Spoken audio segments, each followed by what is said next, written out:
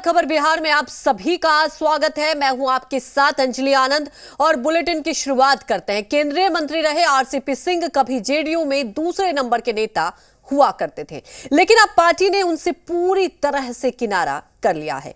JDU का राष्ट्रीय अध्यक्ष और फिर केंद्र सरकार में मंत्री बने, लेकिन यहीं से उनकी मुश्किलें बढ़ने लग गई, क्योंकि जेडीयू अध्यक्ष ललन सिंह ने उनके खिलाफ मोर्चा खोल दिया। पहले उन्हें जेडीयू ने राज्यसभा नहीं भेजा और उसके बाद पटना में उनके सरकारी आवास को भी खाली करा दिया गया, जिसमें आरसीपी सिंह सालों से रह रहे थे। अब राज्यसभा की सदस्यता खत्म होने से एक दिन पहले उन्होंने केंद्रीय मंत्रिमंडल से इस्तीफा दे दिया। राष्ट्रपति ने आरसीपी सिंह का इस्तीफा मंजूर कर लिया है, जिसके बाद आज आरसीपी सिंह पटना आ रहे हैं। इधर आरसीपी सिंह के इस्तीफे के बाद इस्पात मंत्रालय का जिम्मा ज्योतिरादित्य सिंधिया संभालेंगे।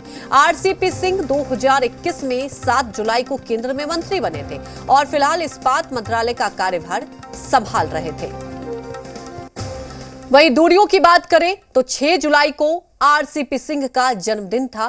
प्रधानमंत्री नरेंद्र मोदी समेत तमाम नेताओं ने उन्हें जन्मदिन की बधाई दी, लेकिन जेडीयू की ओर से किसी ने उन्हें जन्मदिन की शुभकामनाएं तक नहीं दी।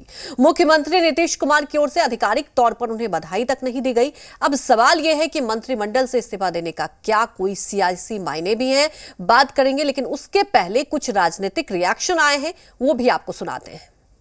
आरजेडी और कांग्रेस ऐसी बात कर रही है, ऐसी भाषा बोल रही है जैसे कोई जो है नया कोई लड़का एग्जाम देने निकला है, फेल हो गया है, तब उसके भविष्य का क्या होगा। अरे आरसीपी सिंह जो है रिटायर्ड सीनियर आईएएस ऑफिसर है। बिहार के जो आदरणीय मुख्यमंत्री हैं श्री नीतीश कुमार जी, उनके साथ लंबे वर्षों से उनका सहयोग रहा है और बाद में आदरणीय नीतीश कुमार जी ने उनको जो है सीधे राजनीतिक जीवन में लाया, पार्टी से जोड़ा, राज्यसभा में भेजा और केंद्रीय मंत्री बने। एक व्यक्ति के लिए और क्या चाहिए। कोई ऐसे लीडर नहीं थे जिससे अगर सबसे ज़्यादा सम्मान अगर किसी को नीतीश कुमार जी ने देने का काम किया तो आरसीपी सिंह जी को। लेकिन भारतीय जनता पार्टी का लीला तो आप समझ रहे हैं। भारतीय जनता पार्टी इस देश में जितनी छोटी छोटी पार्टियां हैं उसको जिंदा रहने नहीं देगी। लालच दे दे कर करके और जो है कि वह छोटी छोटी पार्टियों को जो है कि वह तोड़ना चाहती है। सवाल आरसीपी सिंह के करियर का नहीं है। आरसीपी सिंह को भाजपा के पहले के कृत्यों से सोचना और सबक लेना चाहिए कि किस प्रकार भारतीय जनता पार्टी पहले मांझी जी को नज़दीक लाए और जब समर्थन की बात आई तो मुख्यमंत्री से हटवा दिए। रामविलास पासवान जी को नज़दीक लाए। रामविलास जी के कारण 2 बार नरेंद्र मोदी भारत में प्रधानमंत्री बने और उनके बेटा को मरते ही 6 महीना के अंदर मक्खी की तरफ फेंक दिए, उनके पार्टी को बर्बाद कर दिए। तो इससे आरसीपी सिंह जी को सीख लेना था। आरसीपी सिंह सिर्फ हमारे नेता नहीं थे, बल्कि एक खुद में लैंडमार्क थे। इस बात का सबूत है 2020 के विधानसभा चुनाव का, जिस समय हमारे सर के हाथों में पार्टी की कमान हुआ करती थी। वो जहां से गुजरते थे वहां का हाल बिल्कुल जेडीयू की तरफ हो जाता था। इसी बात का सबूत है कि जिस वक्त उन्होंने एंटी इनकम्बेंसी की हवा थी रुपौली में, उस वक्त सर ने वहां सिर्फ एक दौरा किया और वहां की हवा बदल गई और रातों रात लोगों ने जेडीयू को वहां पर वोट किया। और जहां तक बात रही कि लोग आज आरसीपी सर से जेडीयू ने किनारा कर लिया है, तो लेकिन उनके कार्यकर्ता के दिलों में, हर कार्यकर्ता के दिलों में आरसीपी सिंह सर बसे हुए हैं। तो सवाल ये महत्वपूर्ण उठ जाता है कि अब आरसीपी सिंह का क्या होगा और अब आने वाले वक्त में वो ऐसा क्या कदम उठाएंगे, क्योंकि ये इस पर सबकी निगाहें हैं। लेकिन आपको बता दें कि आरसीपी सिंह ने इस्तीफा तो दे दिया है, लेकिन इसके बाद बिहार की सियासत में राजनीतिक गलियारों में हलचल भी देखने को मिल रहा है। तमाम जानकारी के साथ हमारे संवाददाता पटना से नवजीत लाइव जुड़ चुके हैं। नवजीत, देखिए, ये तो होना ही था और ये लगभग आपको पता है कि पहले से ही लग रहा था कि ऐसा होगा, लेकिन अब आरसीपी सिंह का आगे क्या कदम होगा। इस्तीफा तो सौंप दिया उन्होंने, अब आगे क्या समझें हम इसके मायने। देखिए, आरसीपी सिंह के पास मुझे नहीं लगता है कि कोई भी कह लीजिए कि एक वैकल्पिक व्यवस्था रही कि वो इस्तीफा ना दें, क्योंकि अब जब जदयू की ओर से, पार्टी की ओर से उन्हें एक तरीके से बेघर कर दिया गया है, जी। अपना आशियाना तक को गंवाना पड़ गया है। अब ऐसे में आरसीपी सिंह के दिमाग में क्या कुछ होगा वो समझने वाली बात है। राज्यसभा भेजना न भेजना अपनी बात होती है, मंत्रिमंडल में शामिल होना न होना अपनी बात है, लेकिन जिस कद के वो नेता रहे हैं जदयू के, उस कद के नेता शायद कोई बिहार में और दूसरा नहीं थे। आज अपने ही घर नहीं बचा पा रहे हैं, कैबिनेट में मंत्री नहीं बचा पा रहे हैं, तो उनकी स्थिति पार्टी में क्या है वो समझी जा सकती है।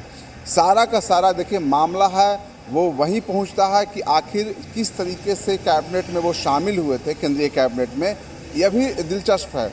जानकार लोग बताते हैं कि कहीं न कहीं मुख्यमंत्री नीतीश कुमार और जो उस समय के नेता थे ललन सिंह, उनको कहीं न कहीं वो समझा नहीं पाए थे कि मैं कैबिनेट में शामिल हो रहा हूं तो क्यों हो रहा हूं।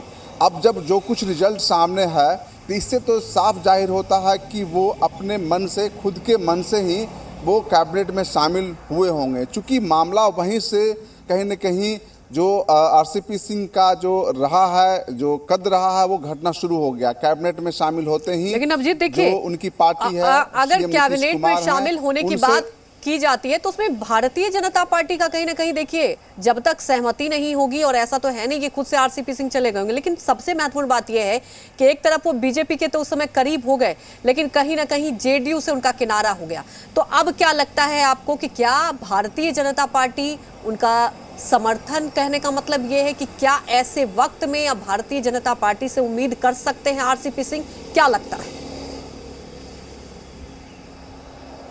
देखिए, जो स्थितियां रही है अभी तक बीजेपी के, आप देख सकते हैं बिहार में जिस तरीके से वो अपने हिसाब से अपना जो पॉलिटिक्स, राजनीति, पारियां खेलते रहा है बीजेपी, उसके हिसाब से तो आने वाला वक्त बताएगा कि आरसीपी सिंह के साथ क्या कुछ बीजेपी करने जा रही है। लेकिन फिलहाल जो स्थिति है उसमें यही साफ साफ दिख रहा है कि बीजेपी है वो भी एक तरीके से किनारा करते हुए दिख रही है। यदि वो किनारा नहीं करते रहते तो कहीं न कहीं उन्हें एक सेट करने की कोशिश की जाती, राज्यसभा में भी भेजने की एक कोशिश की जाती, क्योंकि उनके पास पूर्व आईएएस का एक तगमा है, वो पूर्व आईएएस रहे हैं। तो ऐसे में जो कह लीजिए कि राष्ट्रपति के जो कोटे से जो राज्यसभा भेजा जाता है, उनके सहारे उनको सेट करने की कोशिश की जाती। लेकिन बीजेपी अभी फिलहाल ऐसी स्थिति में भी नहीं है कि जो जदयू से नाराज चल रहा है, सीएम नीतीश कुमार से जो नाराज चल रहे हैं, जिनके बीच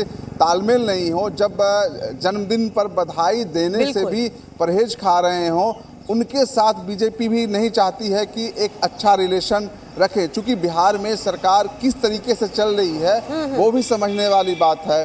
डवाडोल की स्थिति में है बिहार में, तो ऐसी स्थिति में मुझे नहीं लगता है कि बीजेपी कोई रिस्क लेने की स्थिति में है, खासकर नीतीश कुमार जैसे नेता से। चूंकि उन्हीं के सहारे छोटी पार्टी जरूर है, जदयू है बिहार में, लेकिन कहीं न कहीं एक जो चाबी होती है सत्ता की, वो नीतीश कुमार के पास है। तो ऐसी स्थिति में बीजेपी फिलहाल आरसीपी सिंह जी को सपोर्ट करने की स्थिति में नहीं देख रहे हैं। लेकिन आगे जब आने वाला जो वक्त होगा, लोकसभा चुनाव अब वही देखने वाली बात है, आने वाले वक्त में आरसीपी सिंह क्या तय करते हैं और क्या भारतीय जनता पार्टी से उन्हें किस तरह से समर्थन मिलेगा, वो तो वक्त ही बताएगा। लेकिन फिलहाल ये तो तय है कि आरसीपी सिंह का क्या कदम होगा, इस पर सबकी निगाहें। हमारे साथ जुड़ने के लिए आपका शुक्रिया। तो देखिए, एक वक्त था जो आरसीपी सिंह जेडीयू में सबसे, आप समझ सकते हैं कि गद्दावर नेता माने जाते थे, और खास तौर पर देखिए नीतीश कुमार बहुत ज्यादा उन पर भरोसा भी करते थे। लेकिन राजनीति है, राजनीति में कब क्या हो जाए कोई नहीं कह सकता। लेकिन आपको बता दें, फिलहाल